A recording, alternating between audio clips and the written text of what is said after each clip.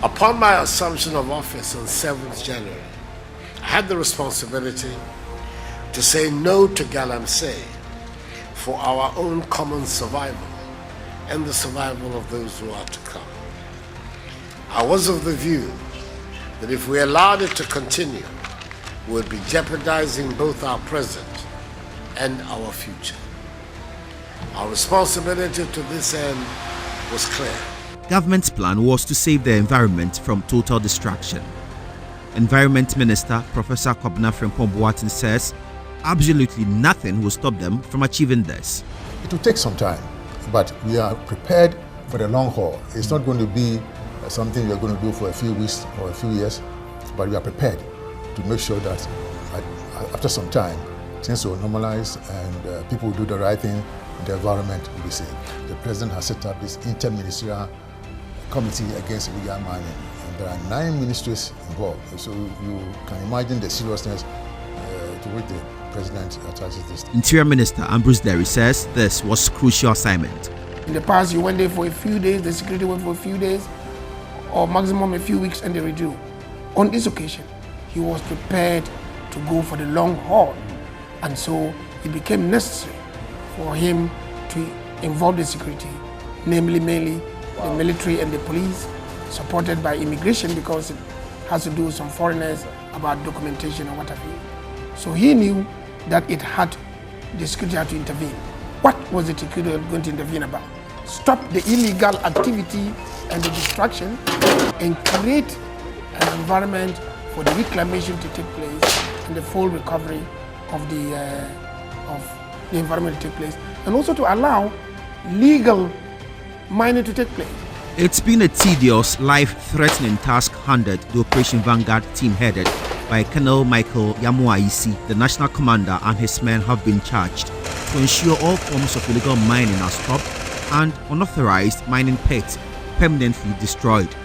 But getting the security heads to agree to this was not easy because of their past experience. That's according to Interior Minister Ambrose Derry. Indeed, when we started discussing with the commanders about getting involved, they were being hesitant. They said, look, in the past we've had this. At a certain stage in the past, the security engaged illegal miners in the mines, in the pits in Obuasi. And after fighting them for a number of days, we got an order from the top to withdraw. Were we sure that we're not going to do the same? And we said, no, President Nana Akufo-Addo is different.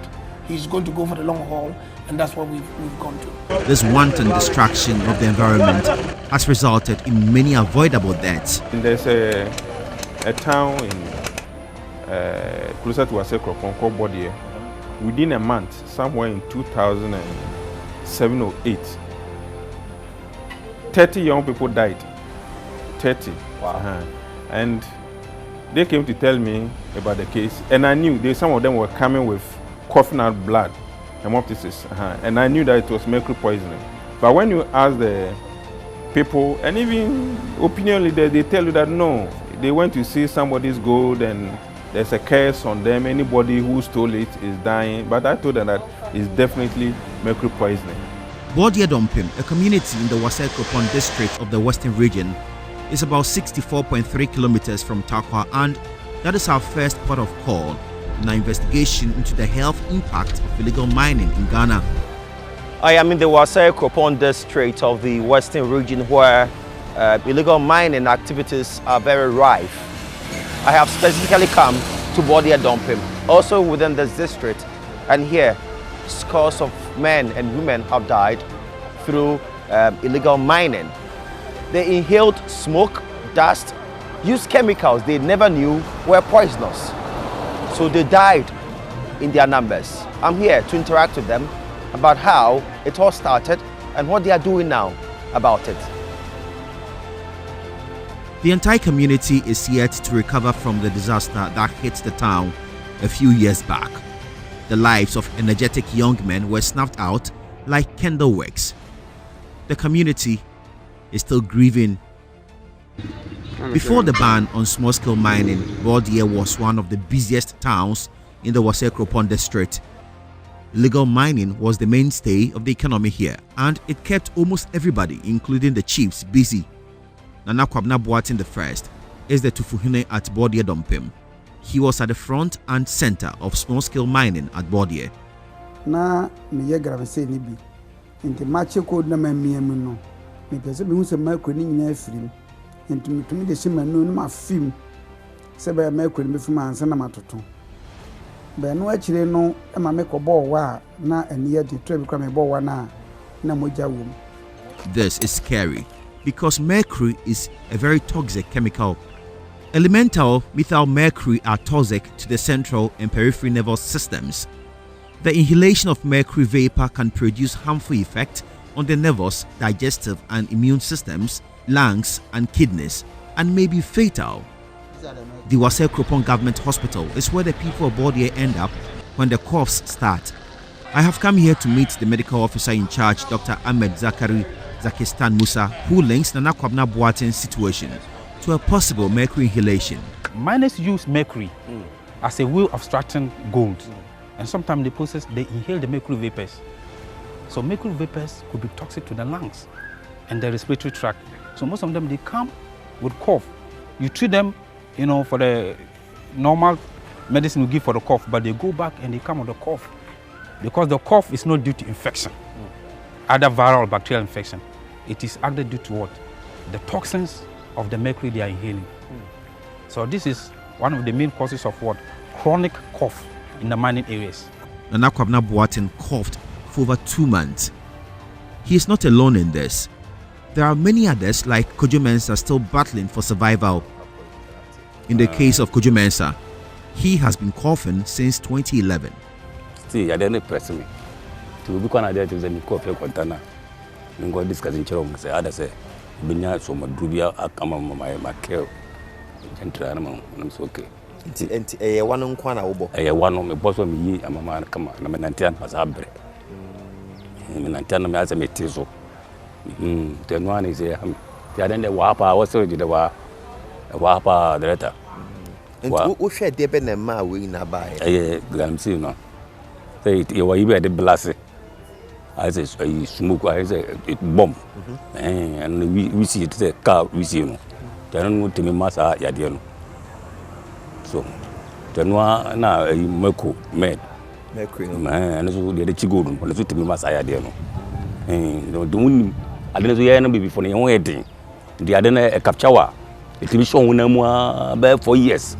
And so dancing on the baby, not a year.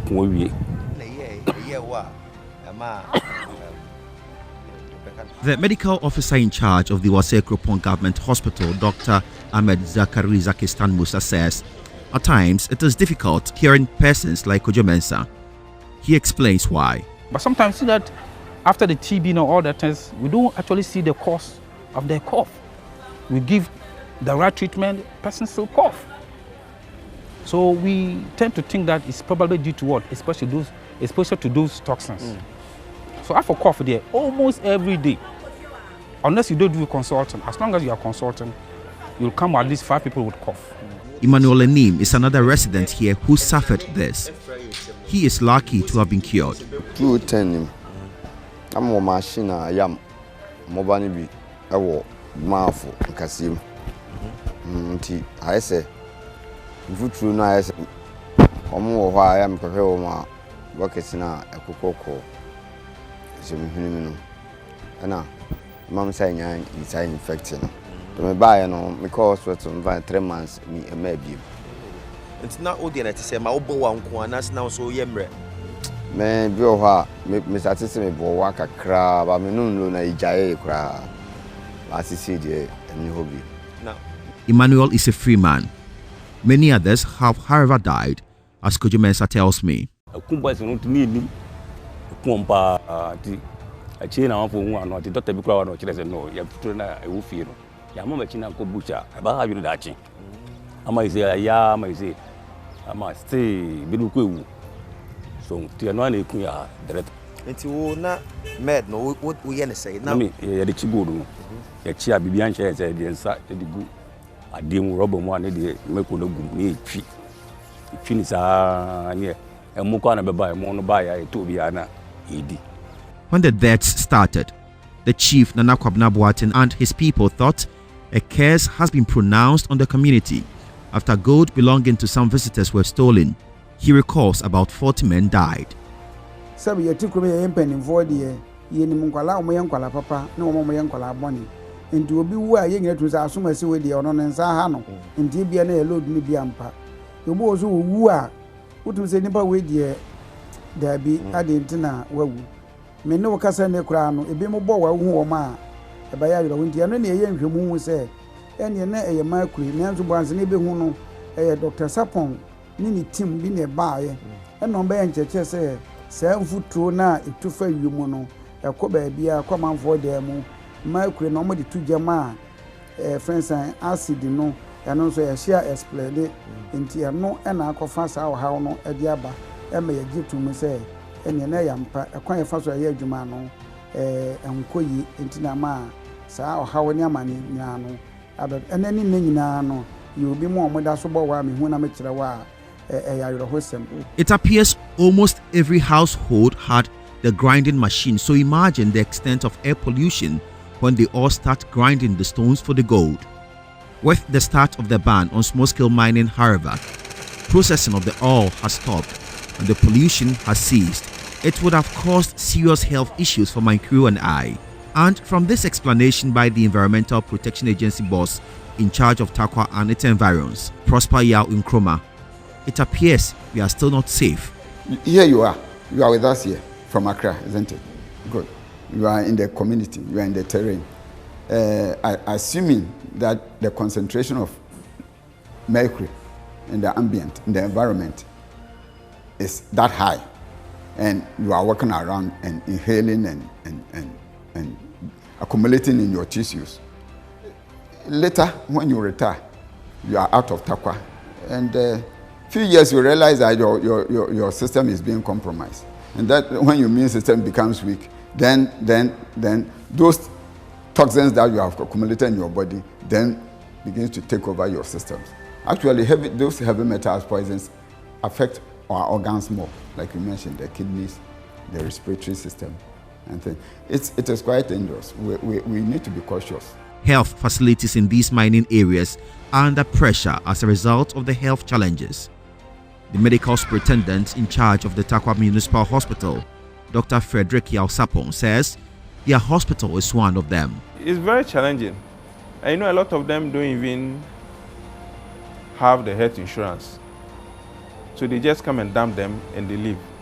Because a lot of them too are from outside. Some are from the north, some from Ashanti region, Brown Hafo, in Zima area. They have no relatives.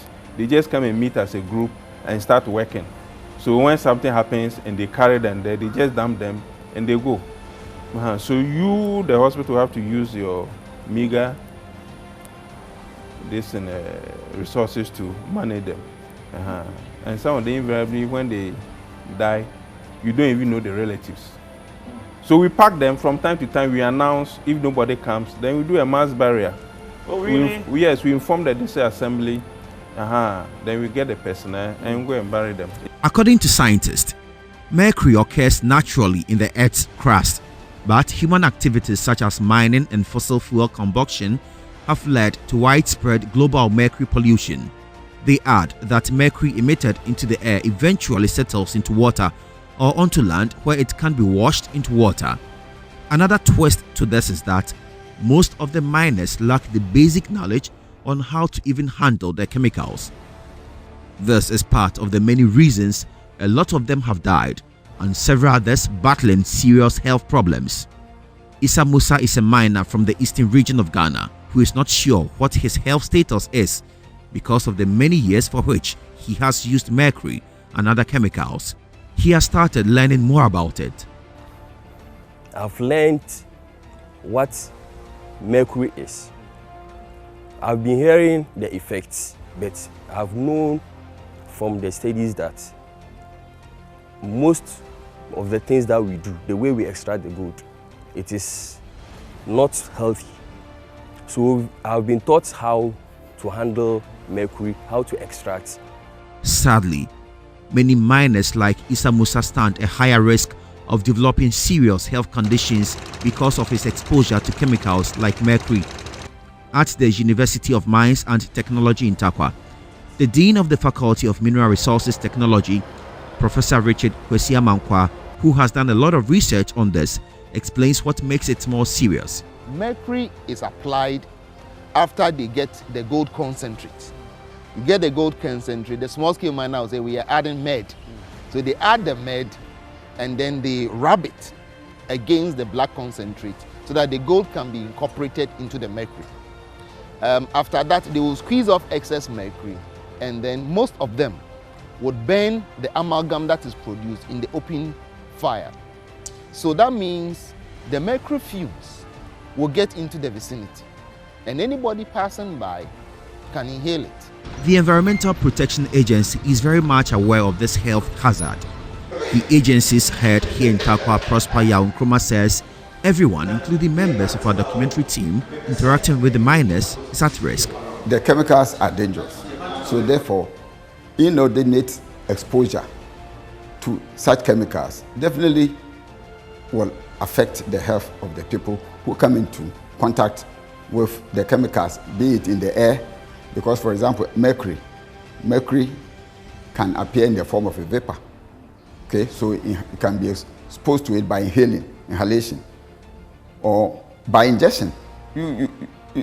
Because of the manner in which it is handled, you might not know that you are contaminated in terms of maybe a material that was handed to you. For example, you visit somebody in the neighborhood or in the area they are working. He might have handled the chemicals. He hands over something to you. It has come into contact with you. So as an innocent citizen, you inadvertently come across the chemical. So the mercury eventually will catch up on us. Metallic taste in the mouth, sleeplessness, tremors, then eventually affecting the kidneys, most likely leading to dialysis and probably death. I don't have the direct statistics, but it is said that if you go to the dialysis center, many people who are there once upon a time came in contact with mercury. Some of them are small-scale miners. The renal center at the Cape Coast Teaching Hospital, which serves both the central and western regions, is where most patients with kidney diseases visit for treatment. I have information it receives scores of patients from mining areas. I have come here to find out more. Hello. Hello. Good morning. Good morning. Good morning. How are you? I'm fine. Yourself? I'm doing well. So, Welcome. Thank you. My name is Seth Kwame Boateng, and you are? I'm Priscilla Dokwalite. All right, okay. So we are from JoyNews. We do a series of documentaries on common health diseases in mining areas. And I know some of the miners come here when they are sick. Why do they come here at all? We have a lot of clients from the mining areas, especially the western region, Tarkwa and Takrade.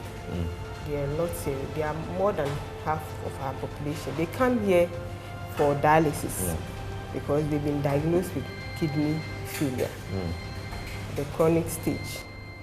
Statistics from the renal center reveals there is upsurge in kidney cases, and this increase happens every year. 35 in 2015 to 45 in 2016. It shot to 75 the following year, and by June 2018, they had already recorded 83. Dr. Yao Awuku Asante is a doctor at the renal center of the Cape Coast Teaching Hospital. He has seen and continues to see many of these patients. He is worried many of his clients report at a time their kidneys are completely gone. Well, a lot of our patients actually come in late. So they have what we call end-stage kidney disease, such that the kidney's activity cannot be reversed. So we can only help to support the activity of the kidney with what we call the dialysis machine. Unfortunately, we have had only few patients who will come in with what we call an acute event, such that it's reversible. So maybe by 3-4 sessions of dialysis, the kidney is back and is working and they don't require the dialysis. But most of those that we've actually seen or have been referred to us have end-stage kidney disease, and the only way to actually bring them a form of cure is to get a kidney transplant, which is quite a difficult task in our environment as well. Why? Especially with donors. People are unwilling to donate because we have had people who had all the funds but they never got anybody to donate for them. And so they had to just pass on after a while. So until the rich who can afford get donors ready to donate a kidney, Deputy Director for Nursing Services here at the Renal Center, Irene Jacob, says patients would have to do at least 3 dialysis sessions every week, and it is certainly not free. You and I, we are working. If you are plagued with this disease, God forbid it, what happens to you? Your salary, how much is it to take you through this? And if it's a chronic case, it means you're going to have this for life till you get a transplant. If that is not done, you have to rely on dialysis for the rest of your life. And it will mean that you'd have to pay 190, which is, almost 200 Ghana cedis. Some other places are charging even 250 and 260, but we are charging 290 because people in here are impoverished. The poverty line has been too bad. So you cannot, sometimes you have to put a bit, up there and ask for help to support them. We are doing a lot more in that direction, but we still have problems. Most of them would have to come just once, whilst they're supposed to come 3 times in a week, at least 3 times in a week. What is the implication of that? Your inability to do the 3 sessions? And because they don't have the funds to come, and after a short while, you see their bellies bloating and a whole lot of issues happening. Sometimes they stay off for about 2 weeks and they come in real bad state, and you still would have to dialyze and take off what they would have put on. It is really, really distressing. It is equally distressing that innocent people not connected to mining are also suffering the effect of it. Dr. Janice Lovey, who is with the Renal Center, explains further. So basically anybody who lives in that area and is exposed to the toxins, it may even be children who are playing, let's say, in the river that has been contaminated with certain agents, people who are drinking that water, people who are breathing that air. So you may not necessarily be working in the mine, but you have to be close enough. So people who live close to the mining areas, breathing that same air, probably drinking the water, yes, you can be affected, not necessarily the miners themselves. And even sometimes for the miners, especially if they work in established mines, let's say for the respiratory conditions, they probably will be wearing protective mask as opposed to the ordinary citizen who is not wearing a protective mask. So even probably they may have a little bit more protection than somebody who is exposed but is not using the mask. The immediate past Chief Executive Officer of the Cape Coast Teaching Hospital, Dr. Daniel Sari, was the first to draw my attention to the havoc chemicals used in especially small-scale mining were causing to the kidneys. The kidneys are supposed to filter most of our toxics in our body and send them out as excreta. But they also have sieves. They have small pores that these things can go through. But heavy metals are heavy that they can't go through these pores, though they end up damaging the tubules and the pores in those kidneys.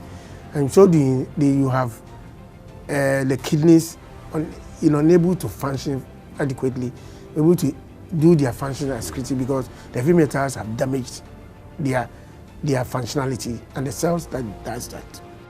At the University of Ghana Institute for Environment and Sanitation Studies, the next generation of scientists that will have the skill and knowledge to innovatively tackle the environmental and sanitation issues of this country are being trained. This institute is headed by Professor Chris Gordon, and he knows more about the effects of mining on innocent people. The problem we have now between mining and health is the fact that the means and mechanisms and the rapid growth of mining is such that the health impacts have become much more widespread, not only on the miners themselves, which often leads to death, but also to people who are not involved in mining or in the mining value chain, but just because of their proximity or with their downstream to a mining area, they are impacted. I am back at the Renal Center of the Cape Coast Teaching Hospital. Some patients are in for their dialysis sessions. I need to engage some of them, but not until I have sterilized. I am granted access after covering my shoes and wearing a scrub. So I'm getting the opportunity to enter the dialysis area to interact with one of the patients who came from a mining area.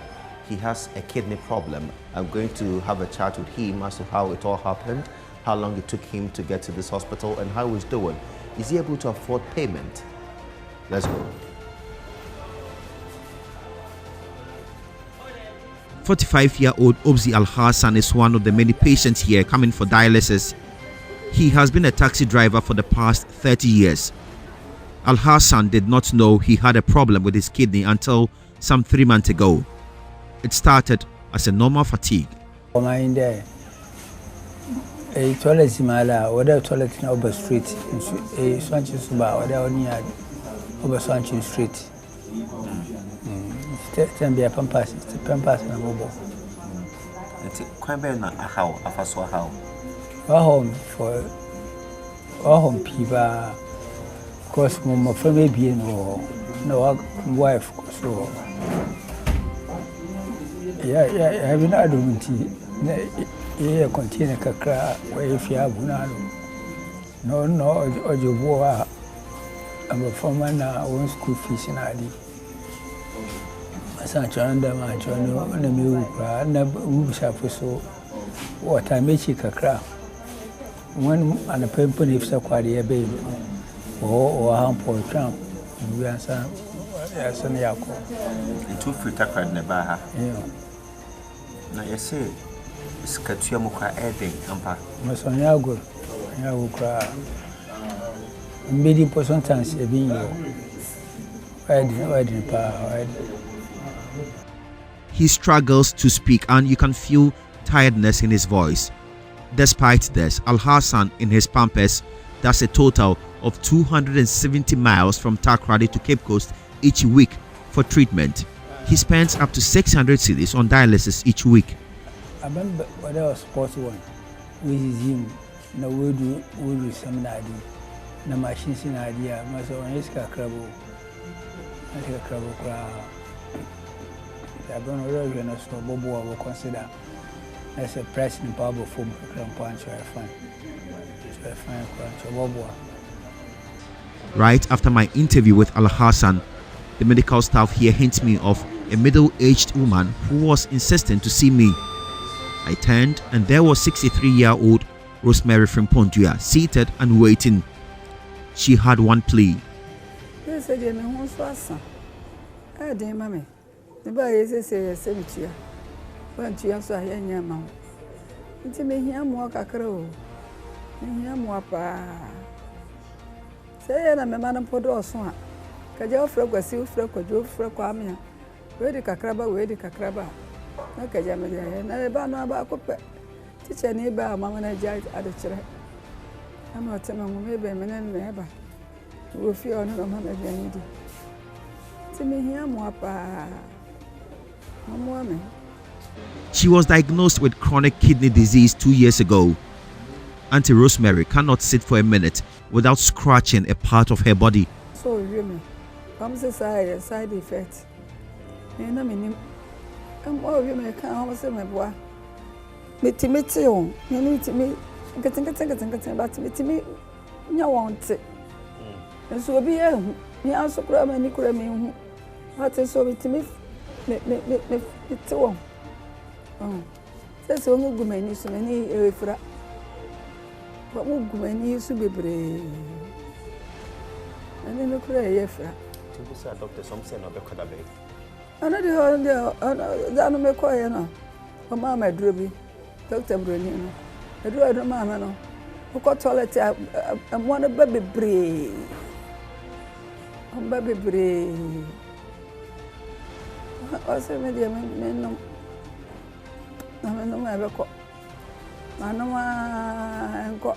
The data available to the hospital from 2012, we're doing just 14 sessions a month. Currently, we are doing 1,000 a month. And we had 2 patients. Now, currently, we have 102 patients on dialysis. all of them, their kidneys are gone. And they are just on support dialysis. And with that transplant services in the country and in the neighboring West African country, these people probably are going to be on dialysis for the rest of their life as a life support. That's if they can afford. Even if you can afford. In Ghana, you have to travel outside. So this is where the rich and poor are all on the same, what would I say, the same level, because the service of transplant is not available even in our premier hospitals. According to the World Health Organization, mercury is considered as one of the top 10 chemicals or groups of chemicals of major public health concern. Professor Chris Gordon of the University of Ghana Institute for Sanitation and Environmental Studies says the impact is worse than we can imagine. But basically, there's no aspect of health, from incidence of cancer, from impact on your hair, fungal growth in your toes. There's no aspect of it which is not impacted. Kidney and the liver are the organs, and the skin, of course, are the organs which are removing impurities from the body. So if you're overloading those organs with so many impurities, you have an enlarged liver, you have a defective kidney, because it cannot cope. It cannot cope. Then you have issues of silicosis in the lungs, because they're breathing all the dust and so forth. The point I'm trying to make is that the way we do our mining in this country, especially those engaged in small-scale illegal mining, is very, very hazardous to the health of the people involved.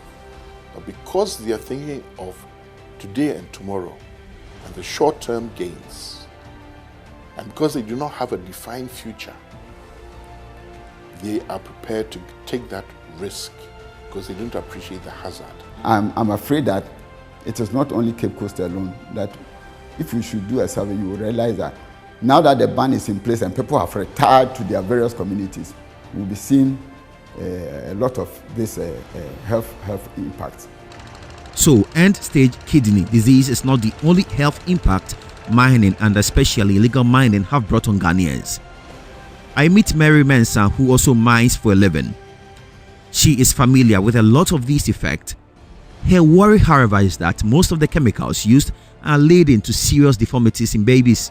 Obi ho ni omega lem say no kra, but community na say ye wo mu no ensuo no ne niema na ye nam mu ne ade no obi kra timi nyinsen oba wo na eba no na ne kasa ne niema nyina aye style. Who obi sada? Me pa choane. Me hu obi sada. E wo he. Me pa cho e boso me frɛ ho. Ebi mo pon aye no kre. Ebi mo pon. E o fa se nyinsen mu ne ade no ebi mo epon. Sa abofra me kan say chire obehwe ne nkwa. So ho aka metumi ama waba no aba behwe no. It is the next generation we are harming and the consequences would be catastrophic.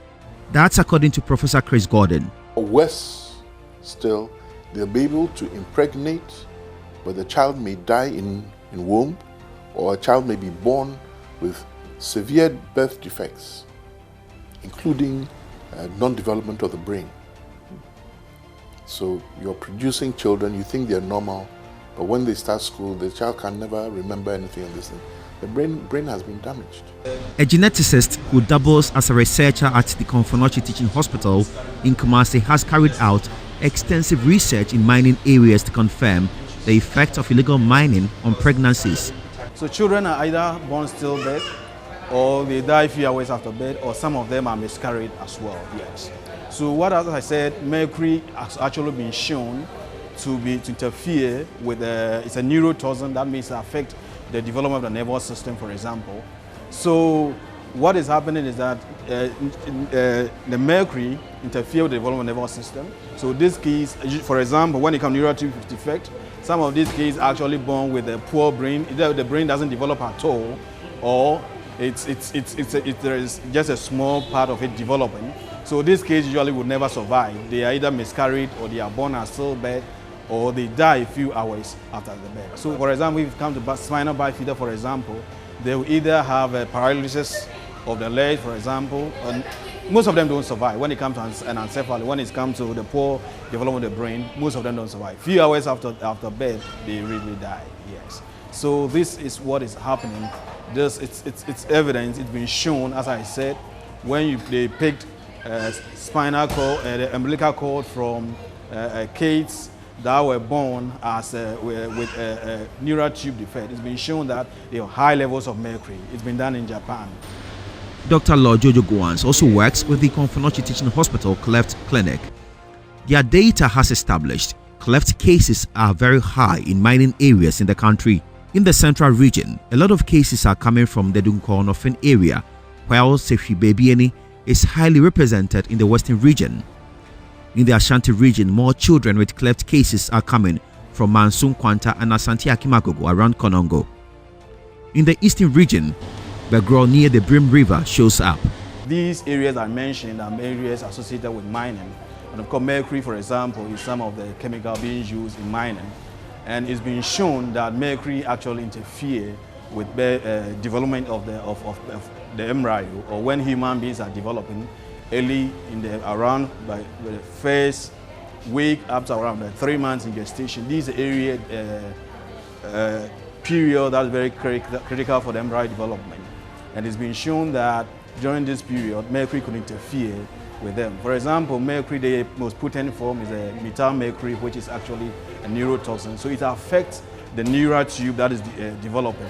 And this neural tube actually produces cells we call the neural crest cells, which actually induce the formation of, for example, the face and the teeth and all these organs of the faces. So any process or any chemical that could interfere these processes could actually lead to birth defect, including cleft and neural tube defect. Dr. Lord Goans and his team, through research, have also established that about 25 to 30% of mothers from mining areas who give birth to cleft babies had histories of miscarriage. These are real and they are happening in Ghana. It is not only affecting illegal miners, but you, wherever you find yourself in Ghana, from Axim to Zabzugu. Director of Environmental and Sanitation Studies at the University of Ghana, also throws in another shocking health implication, enough to halt procreation in the mining areas. The reproductive health angle comes in because of the chemicals that are being used, some of which impact the mobility of sperm, some of which can make women infertile, mercury, for example. Because remember, the continual exposure of young people, and when I say young, I'm talking about people who are engaged in illegal mining or small-scale mining from the age of 5. So even before you are able to reproduce, the spermatogenesis process has been interrupted. So the impacts on health from mining, and this we are talking just about the mining communities. In Ghana, one major town which comes to mind when mining, both legal and illegal, is mentioned is Takwa in the western part of Ghana. Takwa, which has a total land area of 2,354 square kilometers, is one of the richest municipalities in Ghana in terms of natural resources. Gold is its natural resource. In fact, it is the hub of mining, as it hosts over 25 mining companies. Takwa and its surrounding villages have gained notoriety in recent times for also hosting and accommodating hundreds of illegal miners. The banned chemicals they use to mine the precious metal is causing serious health challenges here, therefore bringing untold pressure on medical facilities here. At the Takwa Municipal Hospital, I meet the medical superintendent in charge, Dr. Frederick Sapong, who has also attended to many of these people. Mostly they come with problems associated with respiratory tract system. And a lot of them also use mercury in extracting the gold, and they come with other complications from the use of the mercury. And you know, the mercury is a heavy metal. When they get the gold with the mercury, they call it the med, and they heat it up. It goes into the respiratory tract, covers the respiratory surfaces, mostly the alveoli, and most of them end up with a lot of chest complications. They cannot breathe, they cough up blood, and finally they die. They die. A couple of times, these are some of the symptoms they come with. And they inhale a lot of other fumes, dust, and they contract because the resistance is decreased. They also contract tuberculosis, which we are battling with as at now. A lot of them come with all the chest-related complications. There was one instance that the media reported about during the era of the Ebola. There was this student who was traveling on a bus to Tamale, and when the bus got to Kintampo, they realized that this young man was vomiting blood. So the travelers were scared, and he was taken to the hospital. Apparently, we were thinking that it was an Ebola attack, but the diagnosis, he actually died. The diagnosis confirmed that he was exposed to mercury. He has ingested mercury. So it was that, the understanding was that during the holidays, vacation, they came down from the north to get involved in Galamsey operations to make some money, maybe to return to school. And I think the level of exposure was so much so that it became something like an acute. Because some of these exposures, they are cumulative. It takes some time before they manifest. The mercury attacks muscles. So maybe if the thing is about your eyes, that means your eyes cannot look straight because your eye muscles cannot be controlled very easily. If it's about your hand, if it's about your legs, you cannot walk, things like that. But the effect is not immediate. It is not like cyanide. It won't kill you immediately. According to the Agency for Toxic Substances and Disease Registry, breathing mercury vapors in air is the most common way to be exposed to elemental mercury and is the most harmful to your health. In Takwa, I meet one small-scale miner, Ali Abubakar, who describes to me how the mercury ingestion happens. Yeah, to gold. Na esan say yenim say ebi be wia gold no enti nipa dom say ye dukura ni nyina betran wusie no ho. Na gold no wusie ni nyina ekoyem ni ekoyem. Esan say obi suro say otwe ne ho a ne nyonko befa gold no. Ti say ye nipa du na ye adwuma kwa ye nyina betran ho ni ye smell gold no. Enti sent na ekoyem no professors na ma ye hu say yare enko a eni ti ye nkofo ye ni omu ye adwuma go ford no so a ye mine no. Obi yare a enchakura no wewu. Obisu yare obebo wasa na ye and then chire buy o ma me yehu say sa niema ni nyina na ekoso say yi nti ye nya hwe ye nti adesua ya ba no isua niema bebre efem. For many of them, however, this cannot be the reason. They are still coughing, growing lean, battling skin rashes and easily losing breath. It should be a spiritual attack, a curse or the gods in action and nothing else. The executive director of Center for Social Impact Studies based in the mining town of Obuasi, Richard Eliama, has interacted with many of such miners with these beliefs. They'll tell you they've been cursed. It's funny. I mean, they die very bizarre deaths. Some of them die from lung cancer. Some of them die from skin cancer. Some of them die from these diseases that affect, that are a result of exposure to mercury. I mean, we see all of them. Some of them die from unknown causes. They die suddenly. Some grow very lean, and then when you approach them, their families will tell them, "Oh, somebody has cursed them." They say, so they take consolation in the spiritual, that, oh well, it's been cursed. So it's very difficult for them to even get to the bottom of the matter and understand that it is the exposure to chemicals that caused it. Professor Richard Kwesiamankwa, Dean of the Faculty of Mineral Resources Technology, says these are some of the many myths and misconceptions the miners hold for their ill health or the sudden demise of their colleagues. It is a reality. For instance, when your kidney starts failing, you grow lean. So if, for instance, somebody has used mercury over a long period, he has become intoxicated with mercury, and perhaps the mercury affects the kidney, and he starts failing, he grows lean, then it means some juju man has come in. Instead of going to the hospital to check perhaps the mercury levels in the blood and then finding the necessary medicine, it becomes a spiritual issue. And small-scale miners have a lot of, excuse me to say, spiritual issues that govern their activities. For instance, it is known that a lady who is menstruating, when you get to the site where they are processing gold, the gold will vanish. That is one misconception. In the classes, we ask them that go to Gold Fields, go to Anglo Gold, go to Golden Star. The ladies, they menstruate every day, but the gold doesn't run away. Why is it that the small-scale mining gold runs away when a lady who is menstruating? This is not all, as Dr. Frederick Sapon reviews. Even when the Galamsey pit collapses and people die, that is when the following day you find more people going there. Why? That is it. Because if there's gold over there, then the small gods like blood and they would like to kill people. So it means that there's more gold. So when they collapse and die, you find out that the following day they are there. And that's a belief that they have.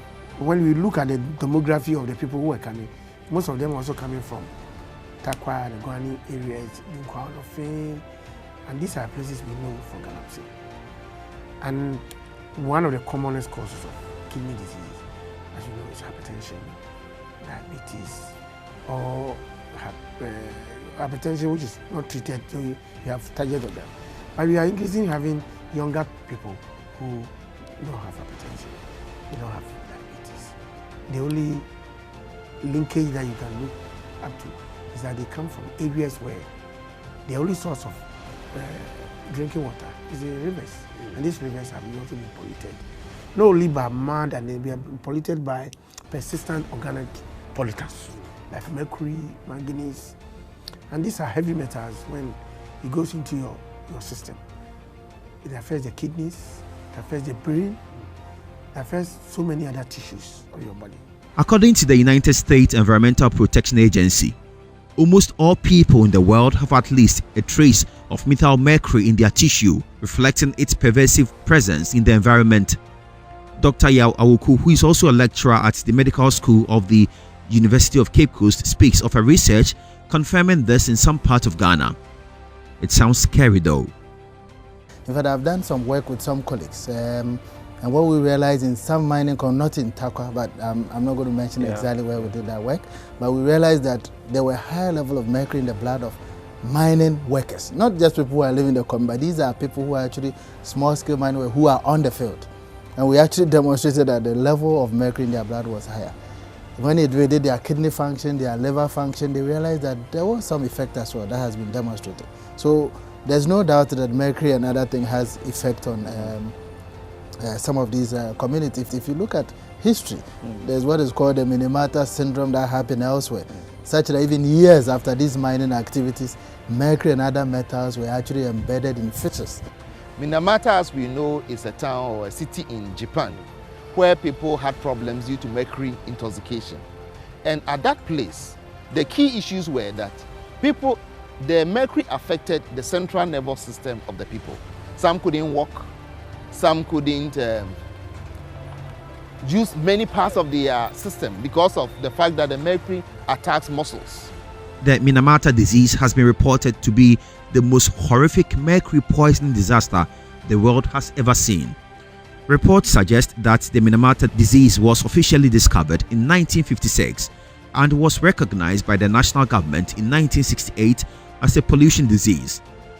900 people are reported to have died, and 2,265 people were certified as having directly suffered from mercury poisoning, now known as Minamata disease. This is how it all happened as reported. Mercury was in the waste product dumped into Minamata Bay on a massive scale by a chemical plant. The mercury contaminated fish living in Minamata Bay. People ate the fish, were themselves contaminated, and became ill and died. The world came up with the Minamata Convention on Mercury, which was a global treaty to protect human health and the environment from the adverse effect of mercury. In Geneva in January 2013, the world agreed that never again should this happen in any part of the world, and it came into force in 2007. Ghana ratified this UN treaty as a pledge towards protecting workers from toxic liquid metal by reducing mercury use in artisanal and small-scale gold mining and protecting children from exposure. it is only a miracle that Ghana has not been hit by this Minamata disease, considering the extent of pollution in our water bodies. In fact, as far as mercury is concerned, if it gets into some of the sea and the rivers, some of the shells, in some of the animal shells are able to uptake those things and keep them for a long time, for which when human consumes them, we also get up indirectly. So they can be in Zulezu, but when the fish gets into Accra, unintentionally you go and buy it from the fish sellers, and you and your family can be exposed to mercury. So the mercury eventually will catch up on us. Metallic taste in the mouth, sleeplessness, tremors, then eventually affecting the kidneys, most likely leading to dialysis and probably death. You know, they buy it in bottle, they mix it with the gold and heat it and it evaporates. And you know, it goes into the atmosphere, contaminates the rivers, vegetation, food and everything. So right now it is in the ecosystem. It is the ecosystem. So we are all at a risk. This is getting scarier for me who lives in Accra. How much more people living in these mining towns and depending largely on some of these polluted water bodies for drinking water and fish. Not only drinking water contaminated, but they're eating food which have been contaminated by these heavy metals and toxins which are in the area. And they bioaccumulate. You eat 1 yam today, you're fine. You eat 2 yam, fine. But by the time you eat 100 yam, then it's significant in your system. Meaning we are all at risk. Everybody's at risk. Everybody's at risk.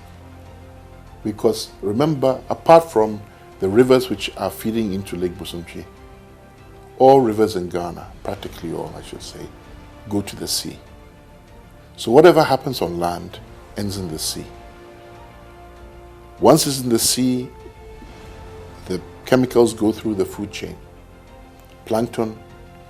Phytoplankton, plankton, small crustacea, fish.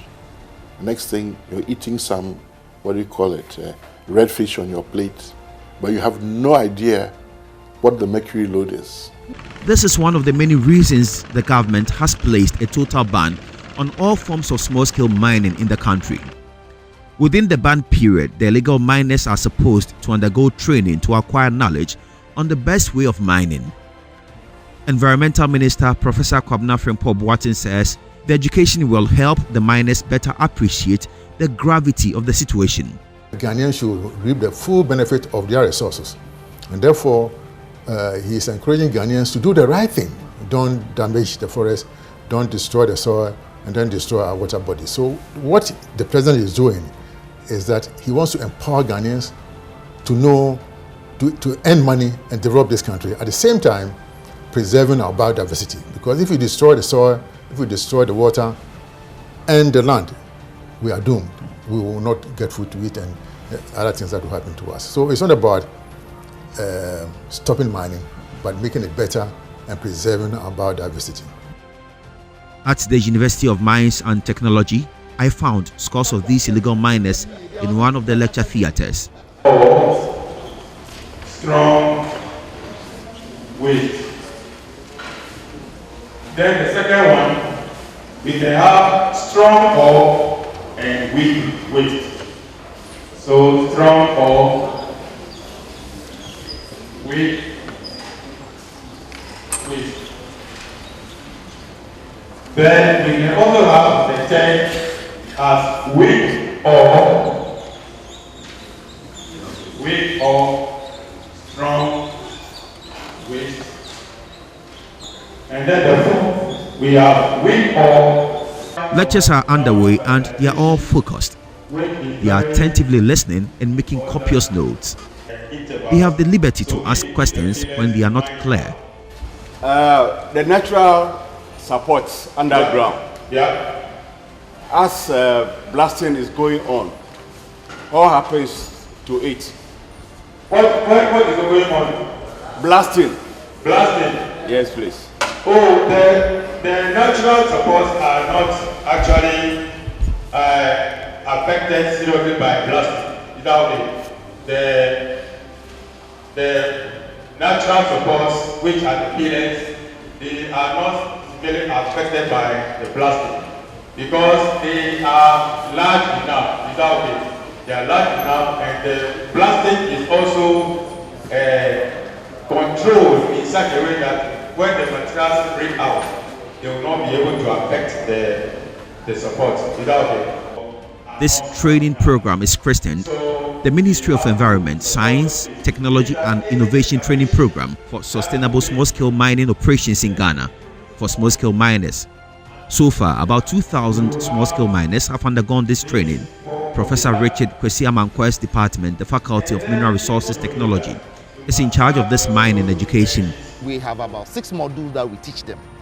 We start with surveying, how to survey your land, how to prospect and explore for the mineral. Then you go to how we mine in a safe manner. Then after that, we look at mineral extraction after you have mined it. Then tailings disposal. We consider environmental and safety. And then we look at the laws and then basic management.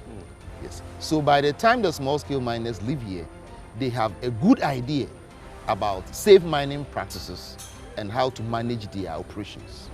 Government considers this as an important step to save the environment.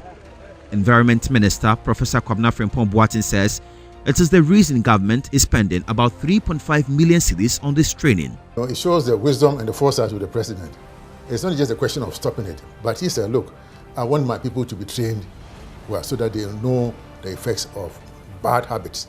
And that is why he has sponsored the training of more than 3,500 small-scale miners. And it's cost a lot of money, about 1,000 cedis each.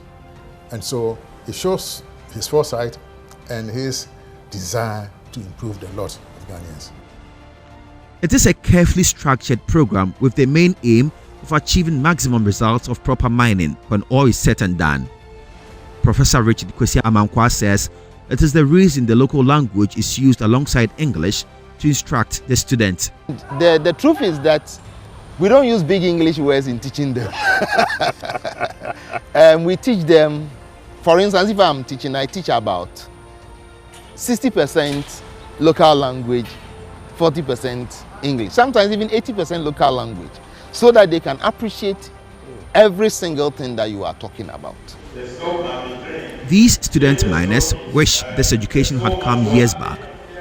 Probably their colleagues who have died because of poor mining practices would have been alive if this opportunity had come their way. Yao Opoku-Ejei is happy to be alive to benefit from this training. He has been into small-scale mining for the past 6 years. He thought he knew it all until he was compelled to stop mining and come to school. Now I've been exposed to the best ways of how to do the mining, the health hazards associated with even how to extract the ore from the mining after this, and then I've also been exposed about how to even get the best quantities, because usually what we were doing previously, we realized that most of the goods were losing most of the ore. That's the final product. But now we've been exposed to how to even get the best out of whatever we do. So I think that we have been taken to, and even the surveying, yes, we have also learned something about it. Yao Opoku-Ejei is not alone in this. His colleague Issa Musa from the Eastern region is also here to upgrade his knowledge about safer mining. He has been a small-scale miner for the past 9 years. Issa says though the ban came as a big blow to them, he now appreciates its need. On behalf of myself and the entire small-scale miners in Ghana, we want to thank the president. Yes, we really want to thank him, because at first, when you are going and you are bending the rules, all your focus is on just going, just moving forward. We got to a point, it was this action that made us realize that we were doing wrong things. So we thank him very much for reminding us, or for him putting measures to make sure that we are doing the right thing. Because of the ways that we were doing it, people really didn't understand the work that we're doing, and it became something like a stigma. But right now, if he is able to direct us like he is doing, a lot of people will be able to understand that small-scale mining is not an evil thing. And that is exactly what he is doing. So we thank him very much. And the endorsement for the ban on small-scale mining continues.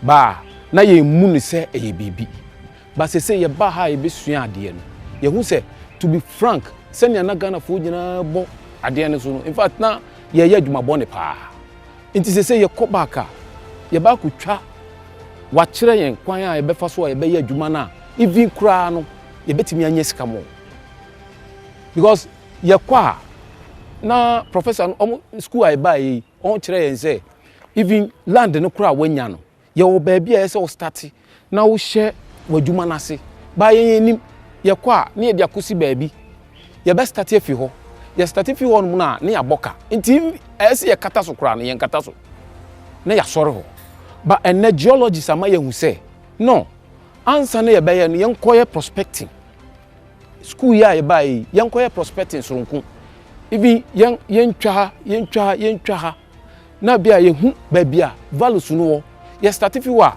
So far as I want yes candidate, Interior Minister Ambrose Derry is not surprised the miners are now applauding the president. Absolutely, I expect them to say that. When the president started out, he had good intentions for what he was doing. And I was convinced that with time, that people will get to know the good that he intends doing. Not only were the legal miners wild, but the illegal miners were laughing. You recall that some people came on TV to throw a challenge. That is an idea one day nothing is going to happen. Then the next time you saw another person on TV, he was cursing and swearing that he wasn't going to support the MPP again because whatever he did. But we continue to make it clear that the law is the law. If you break the law, we'll deal with you regardless of political color. And today, Mr. President is making sure that we know that he had a holistic approach to the thing. Mohammed Tijani is also being oriented at the University of Mines and Technology.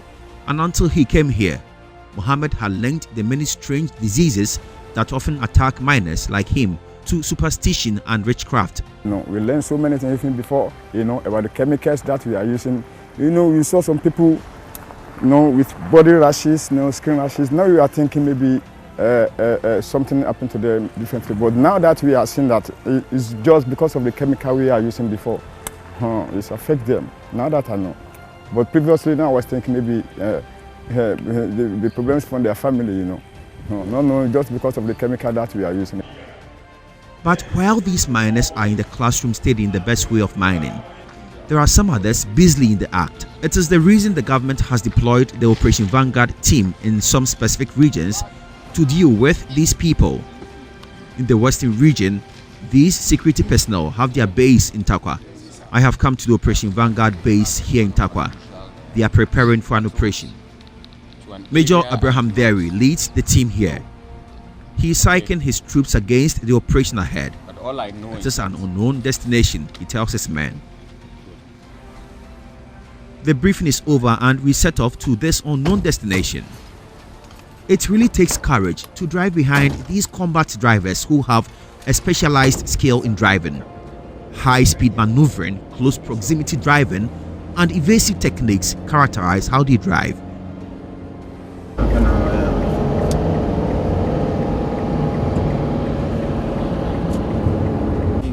Suddenly, we are on an untarred road, enter a bush somewhere, and we see evidence of fresh illegal mining activity. I am told the team was here at dawn today and met over 30 illegal miners busily working. They arrested them. But it appears when they left the scene, another set of illegal miners came to continue prospecting and washing the black sand for gold. Major Derry tells me the heap of wet sand and other illegal mining equipment here confirms that. He commands his men to carry out the distraction again. We continue our journey again to that unknown destination. But being familiar with this road, I sense we are heading towards Prestia, which is approximately 59 kilometers from Takwa. Yes, I am right. After about 2 hours drive, we arrive in Prestia and straight to an illegal mining area, and they were right in the middle of it. They scatter into the bush and some enter a nearby stream as soon as they see the Operation Vanguard team, and they also chase them with all the strength in them. This is a Hollywood-style operation as gunshots are fired in all directions during the chase. Some of the miners have been arrested. They were operating from these wooden structures situated right in the center of the town. And as it was expected, the police start. But the officers will simply not listen. They have dug various pits and connected water holes to sources of water in the area. There are other big ones almost the size of a manhole containing dirty water. They do everything here, be it prospecting, digging, grinding, washing the stone to get the gold, and smelting for the final product. Shockingly, all the stagnant water they use here has been polluted with mercury, and it has clearly settled on the surface. The next step is to destroy the structures here, including the grinding machines, generators, and other mining equipment. With the permission of their commander, they bring everything down and set them on fire. The miners look on as the structures and machines they have spent fortunes on are brought down.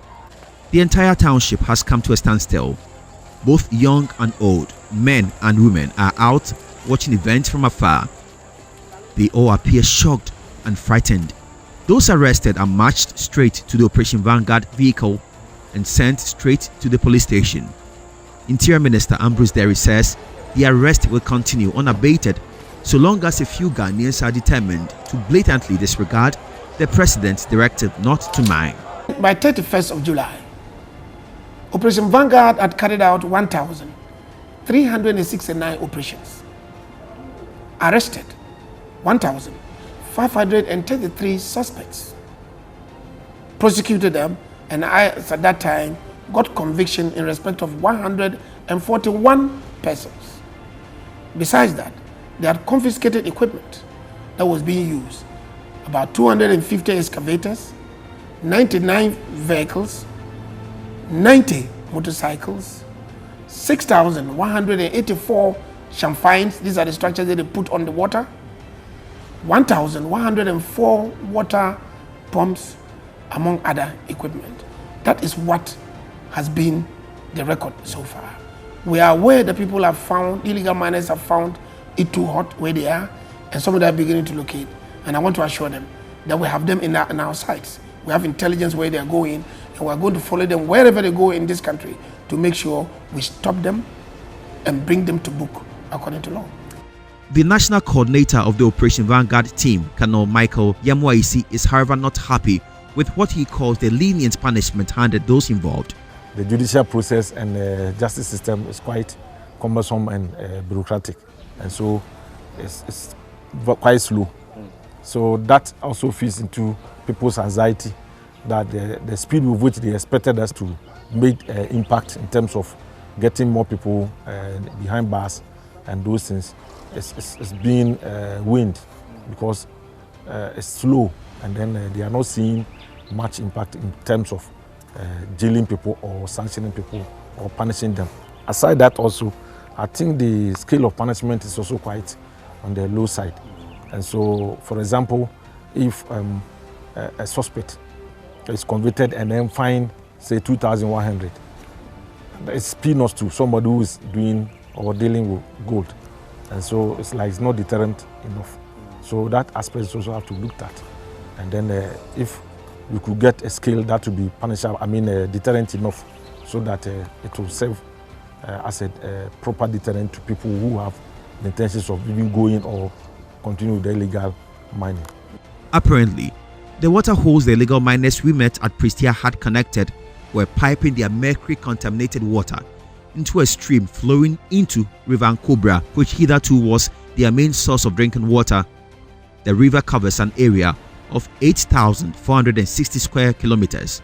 Government in April this year confirmed River Cobra is highly contaminated with mercury, and an amount of $400 million is needed to dredge and clean the heavy mercury content in the river.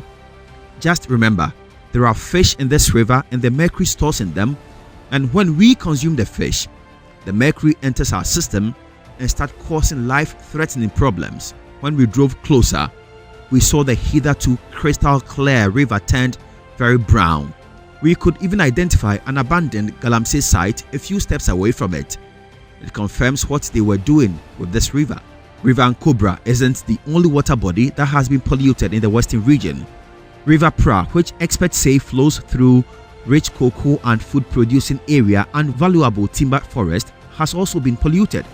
According to the Ghana Maritime Authority, the Pra River, together with its tributaries, forms the largest river basin of the three principal southwestern basins system of Ghana, that is the Ankobra, Tano and Pra. This should tell you the number of people dependent on this river for fish, farming and as drinking water. Imagine what would happen to people who depend on this in the next 5 years. According to the United Nations, despite the fact that Ghana achieved the Millennium Development Goals for access to improved water supply early, but not on access to improved sanitation, statistics today show that fewer than 2 in 5 Ghanaians drink safe water, 2 out of every 5 schools are without toilet, and 3 out of every 5 schools are without water supplies. Ghana has a mission to accomplish when it comes to water supply and providing potable water for Ghanaians. This is part of the United Nations Sustainable Development Goals. According to SDG Goal 6.1, by 2030, Ghana should achieve universal and equitable access to safe and affordable drinking water for all. Goal 6.3 adds that by 2030, Ghana should improve water quality by reducing pollution, eliminating dumping and minimizing release of hazardous chemicals and materials, halving the proportion of untreated wastewater and substantially increasing recycling and safe reuse globally. Can Ghana really achieve this with all these developments? The answers are with Dr. Eugene Owusu, the Special Advisor of the President of Ghana on the Sustainable Development Goals. Every corner of his office has all the Sustainable Development Goals boldly displayed there in different languages. Dr. Eugene Owusu is worried illegal mining may thwart government efforts at achieving the goals. The 17 goals within the SDGs, there are 4 of them that illegal mining directly impacts on. One is climate change. Of course, the degradation of our environment and its nexus of climate change. So SDG Goal 13, which is really addressing climate change, obviously the magnitude and the adverse impact of Galamsey bears negatively on prospects for achieving SDG Goal 13. Then you look at SDG Goal 14, which is life below water. Again, with the destruction of our water bodies and indeed the negative impact of illegal mining and in local parlance, certainly Galamsey on our water bodies and also including, of course, the oceans are huge. So with the intensity of Galamsey, it's most unlikely that one will be able to achieve SDG Goal 14. Then we look at SDG Goal 15, which has to do with life on land. Our forests, our surface, our soils are all being degraded significantly through unacceptable actions in the form of Galamsey. And we should also not forget SDG Goal 6, which is about provision of clean water and sanitation.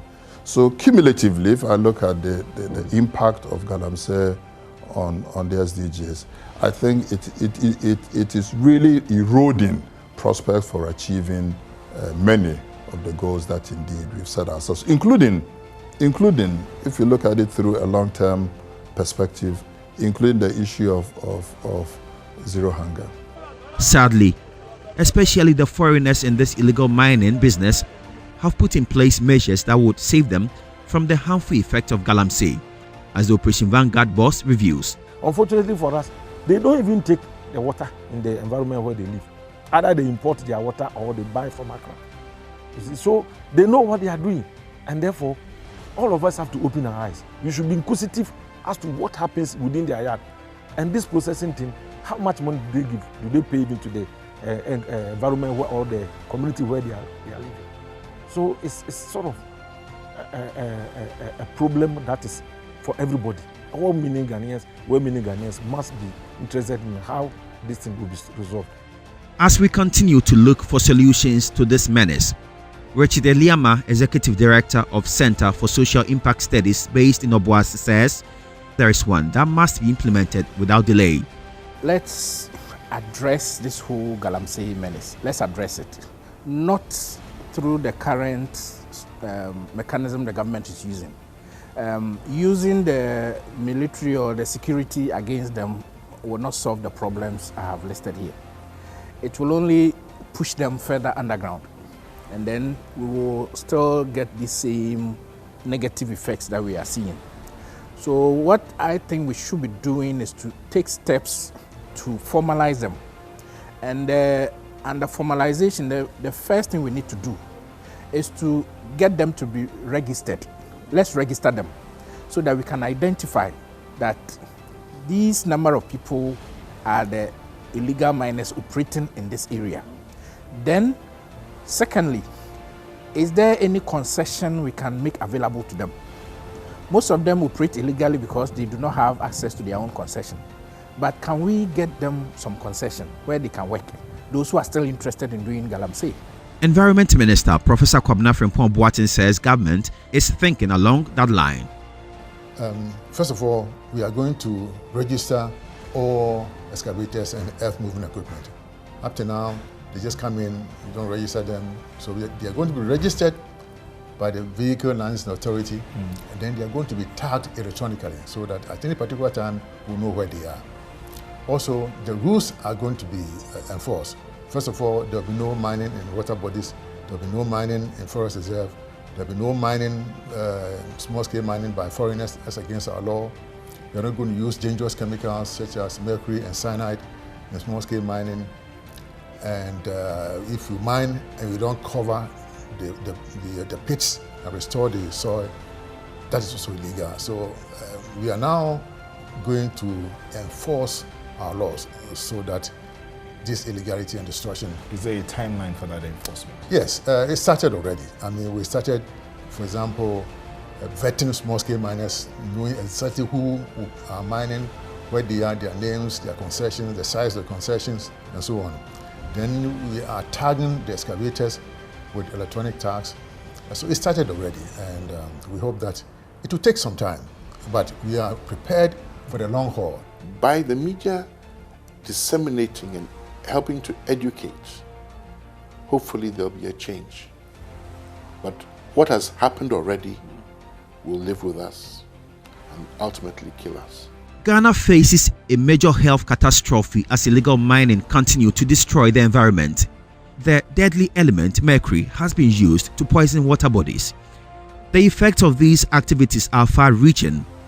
Entire populations may just be wiped out if tough action is not taken to safeguard the environment.